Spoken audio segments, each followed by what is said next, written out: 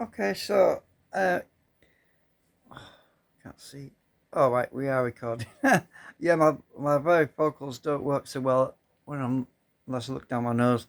So I had to wait a few days to get this 128 gigabyte SD card to go in my phone, the new phone, because the um, well, it took a few days for it to arrive, and that's another reason why I haven't done any many long videos on the new phone because well, yeah, I didn't want to run out of space, and plus I'd only have to delete them again.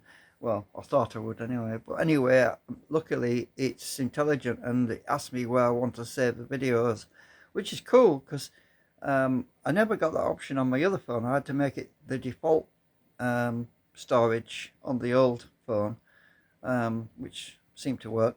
Anyway, so yeah, I've been talking to my friend Stu, and I'm a little bit scared actually to fly my quadcopter, my drone out around here because there's a lot of neighbours and that, and they've got dogs and some of them, and yeah, it can scare animals and that. And my friend's got a dog, and yeah. So anyway, I'm hoping that um, maybe my friend Stu will come down. We can go down to the beach and do a little bit of a video or something down there. We'll see what happens because he's moving house, so I've got to wait for that. But um, I've never really had a chance to actually test it out properly because there's too much stuff around here. There's a school, there's telephone wires, and I mean I can fly around at so 2 or 3 feet off the ground, but you can't really test it like that really. And I'm also looking into the legal stuff too, because technically I think my quadcopter is a toy because it's below 250 grams, but there's some grey areas that we're not sure about. Now they talk about cameras. Now if it's got a camera, then you need a flyer ID and all that. Well, that doesn't make sense to me because I would assume that it means all these drones have to have a camera of some kind because they use it as the um, for the as the flow indicator, which indicates it stabilizes. It uses the cameras as a stabilization method for the optical flow mechanism to keep it hovering when you're not using GPS or when you're using GPS.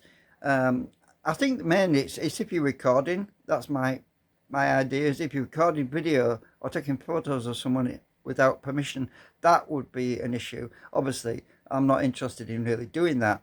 Now, my main interest would be to actually record the flight data. So I've been experimenting with the app using Google Google's flight mapping. So basically, you can switch it to the Google Maps and you can record the map and track it and track the actual flight path on the map.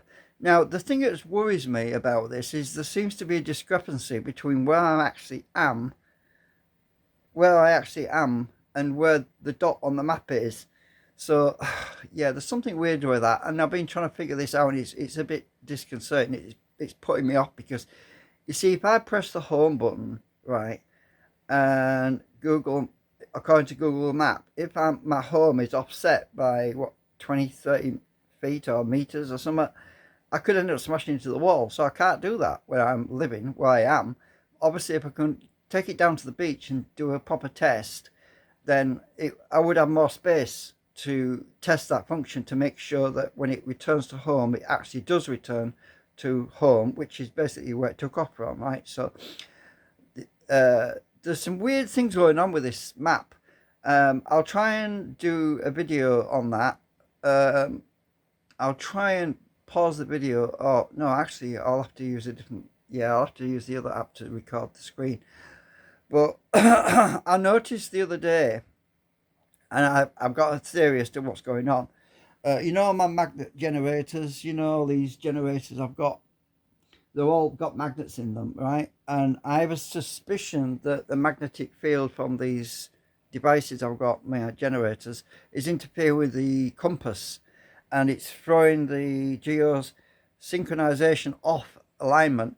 So I've basically got to go outside, away from all these magnets, and synchronize it outdoors before I actually yeah, before I can do anything, because you can't synchronize it indoors and then take it outside because it's off. So what I noticed was the little red dot on the map shows where I am. But if I synchronize it indoors and I go outside, it says that I'm above the school. It says that I'm above the school, which is impossible because, yeah, it's just, yeah, there's something weird going on with that, and I'm not happy about it. It makes me feel a little bit wary, and, um, it could cause some weird things to go on. So I'm just trying to figure out what's going on. Is it my old phone? Because my old phone's over here, and I'll try and show you what I mean. So if I put this phone on it, let me just pause this a minute. Hang on. Okay, right. Now look at this map, right? You see that dot, that red dot, right? It says I'm outside. Sorry, my thumb's twitching. I can't keep it still. It says, sorry, it's that red dot says I'm outside, but I'm not. I'm indoors, right? And when this thing, the magnets are affecting this somehow. Let me just turn it. It might be because I'm at a funny angle. Let me just put this flat on my leg. Right. So can I switch cameras? Hang on a minute. Can I switch camera angles? I'll pause it a minute and do it. It won't let me switch camera angles now I'm filming. Put it on my knee. Now, if you look at this map, that red dot, I don't know if it's pointing in the right direction. That red dot is drifting around outside, look, right? Well, where I am, I'm where number 1 is, right? So I don't know what's going on with this. It's just not stable, so that's my problem. The red dot is supposed to be me. Obviously I'm not connected to the drone right now. It's not turned on, and so this is the weird things that are going on. It might be okay. I'll just turn this off anyway. I'm running my battery down. My eyes have been giving me trouble as well. I've got this. You can see how red my eyes are. My eye infection is still a problem. That's why I haven't been doing much lately, because, yeah, I don't know what's going on with my eyes. They're just sore, and I don't know what's going on with me.